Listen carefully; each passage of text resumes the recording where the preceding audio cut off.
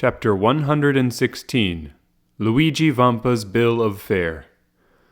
We awake from every sleep except the one dreaded by Danglars. He awoke. To a Parisian accustomed to silken curtains, walls hung with velvet drapery, and the soft perfume of burning wood, the white smoke of which diffuses itself in graceful curves around the room, the appearance of the whitewashed cell greeting his eyes on awaking seemed like the continuation of some disagreeable dream. But in such a situation a single moment suffices to change the strongest doubt into certainty. Yes, yes, he murmured, I am in the hands of the brigands of whom Albert de Morcerf spoke. His first idea was to breathe, that he might know whether he was wounded. He borrowed this from Don Quixote, the only book he had ever read but which he still slightly remembered. No, he cried, they have not wounded, but perhaps they have robbed me. And he thrust his hands into his pockets. They were untouched. The 100 louis he had reserved for his journey from Rome to Venice were in his trousers pocket, and in that of his greatcoat he found the little note-case containing his letter of credit for 5,050,000 francs. Singular bandits, he exclaimed. They have left me my purse and pocketbook. As I was saying last night, they intend me to be ransomed. Hello, here is my watch. Let me see what time it is. Danglars' watch, one of Breguet's masterpieces, which he had carefully wound up on the previous night, struck 5:30. Without this, Danglars would have been quite ignorant of the time, for daylight did not reach his cell. Should he demand an explanation from the bandits, or should he wait patiently for them to propose it? The last alternative seemed the most prudent, so he waited until 12 o'clock. During all this time, a sentinel, who had been relieved at 8 o'clock, had been watching his door. Danglars suddenly felt a strong inclination to see the person who kept watch over him. He had remarked that a few rays, not of daylight but from a lamp, penetrated through the ill-joined planks of the door. He approached it just as the brigand was refreshing himself with a mouthful of brandy, which, owing to the leather bottle containing it, sent forth an odor which was extremely unpleasant to Danglars. Faugh! He exclaimed, retreating to the extreme corner of his cell. At 12 this man was replaced by another functionary, and Danglars, wishing to catch sight of his new guardian, approached the door again. He was an athletic, gigantic bandit with large eyes, thick lips, and a flat nose. His red hair fell in disheveled masses like snakes around his shoulders. Aha! Cried Danglars, this fellow is more like an ogre than anything else. However, I am rather too old and tough to be very good eating. We see that Danglars was quite collected enough to jest. At the same time, as though to disprove the ogreish propensities, the man took some black bread, cheese, and onions from his wallet, which he began devouring voraciously. May I be hanged, said Danglars, glancing at the bandit's dinner through the crevices of the door. May I be hanged if I can understand how people can eat such filth. And he withdrew to seat himself upon his goatskin, which recalled to him the smell of the brandy. But the secrets of nature are incomprehensible, and there are certain invitations contained in even the coarsest food, which appeal very irresistibly to a fasting stomach.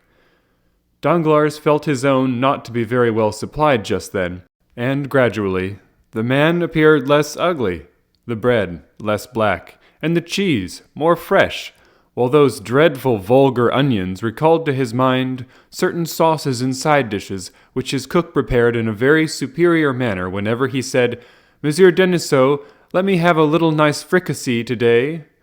He rose and knocked at the door. The bandit raised his head. Danglars knew that he was heard, so he redoubled his blows. "Che cosa?" asked the bandit.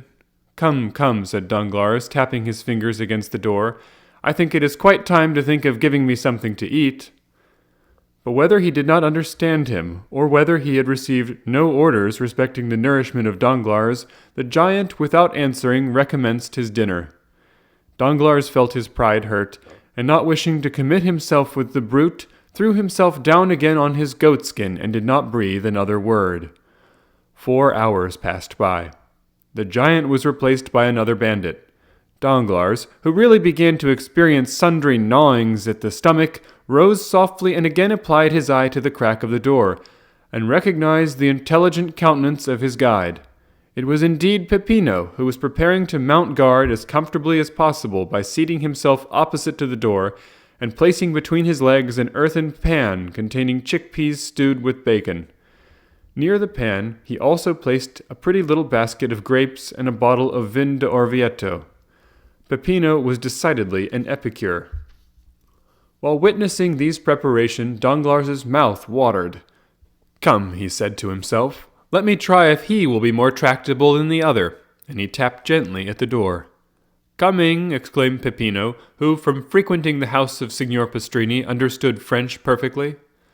Danglars immediately recognized him as the man who had called out in such a furious manner, "Put in your head!" But this was not the time for recrimination, so he assumed his most agreeable manner and said with a gracious smile, "Excuse me, sir, but are they not going to give me any dinner?" "Does your Excellency happen to be hungry?" "Happen to be hungry? That's excellent, when I have not eaten for 24 hours, muttered Danglars. Then he added aloud, "Yes, sir, I am hungry, very hungry. What would your Excellency like?" And Peppino placed his pan on the ground so that the steam rose directly under the nostrils of Danglars. "Give your orders."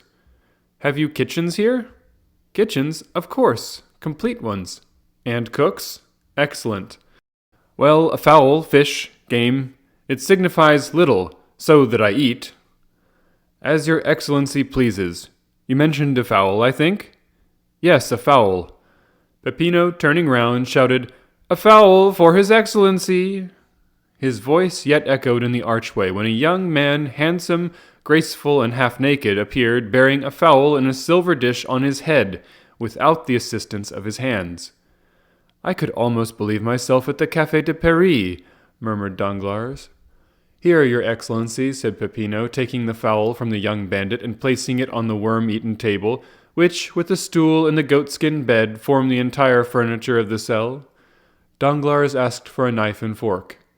"Here, Excellency," said Peppino, offering him a little blunt knife and a boxwood fork.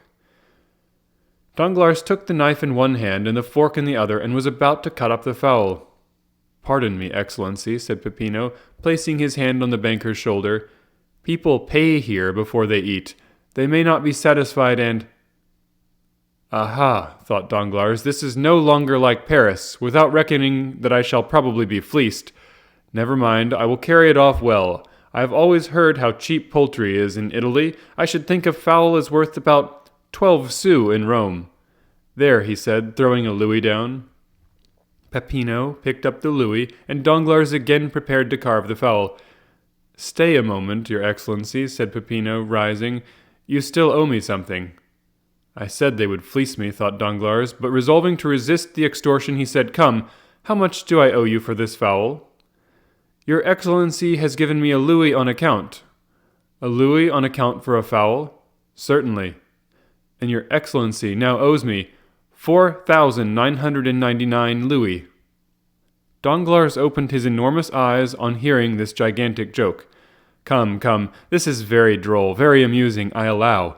But, as I am very hungry, pray allow me to eat. Stay, here is another louis for you." "Then that will make 4,998 louis," said Peppino, with the same indifference. "I shall get them all in time." "Oh, as for that," said Danglars, angry in his perseverance in the jest, "as for that, you will never succeed. Go to the devil. You do not know with whom you have to deal." Peppino made a sign, and the youth hastily removed the fowl. Danglars threw himself down upon his goatskin, and Peppino, reclosing the door, again began eating his peas and bacon. Though Danglars could not see Peppino, the noise of his teeth allowed no doubt as to his occupation. He was certainly eating, and noisily too, like an ill-bred man. "Brute," said Danglars. Peppino pretended not to hear him, and without even turning his head, continued to eat slowly. Danglars' stomach felt so empty it seemed as though it would be impossible ever to fill it again. Still, he had patience for another half-hour, which appeared to him like a century. He again rose and went to the door. "Come, sir, do not keep me starving here any longer, but tell me what they want." "Nay, your Excellency, it is you who should tell us what you want. Give your orders, and we will execute them." "Then open the door directly." Peppino obeyed. Pardieu, I want something to eat, do you hear? Are you hungry? Come, you understand me. What would your excellency like to eat? A piece of dry bread, since the fowls are beyond all price in this accursed place. Bread, very well. Hello there, some bread, he exclaimed.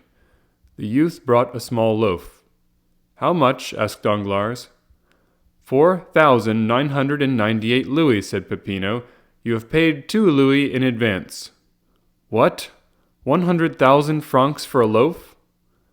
100,000 francs, repeated Peppino. But you asked only 100,000 francs for a fowl. We have fixed a price for all our provisions. It signifies nothing whether you eat much or little, whether you have 10 dishes or 1, it is always the same price. What? Still keeping up this silly jest? My dear fellow, it is perfectly ridiculous, stupid. You had better tell me at once that you intend starving me to death. Oh, dear no. Your Excellency, unless you intend to commit suicide, pay and eat. And what am I to pay with, brute? Said Danglars, enraged. Do you suppose I carry 100,000 francs in my pocket? Your Excellency has 5,050,000 francs in your pocket. That will be 50 fowls at 100,000 francs apiece, and half a fowl for the 50,000. Danglars shuddered. The bandage fell from his eyes, and he understood the joke, which he did not think quite so stupid as he had done just before. Come, he said, if I pay you the 100,000 francs, will you be satisfied and allow me to eat at my ease? Certainly, said Peppino. But how can I pay them? Oh, nothing easier. You have an account opened with Messrs. Thompson and French, via de Banchi, Rome. Give me a bill for 4,998 louis on these gentlemen, and our banker shall take it. Danglars thought it as well to comply with a good grace, so he took the pen, ink, and paper Peppino offered him, wrote the bill, and signed it. Here, he said, here is a bill at sight. And here is your fowl. Danglars sighed while he carved the fowl. It appeared very thin for the price it had cost. As for Peppino, he read the paper attentively, put it in his pocket, and continued eating his peas.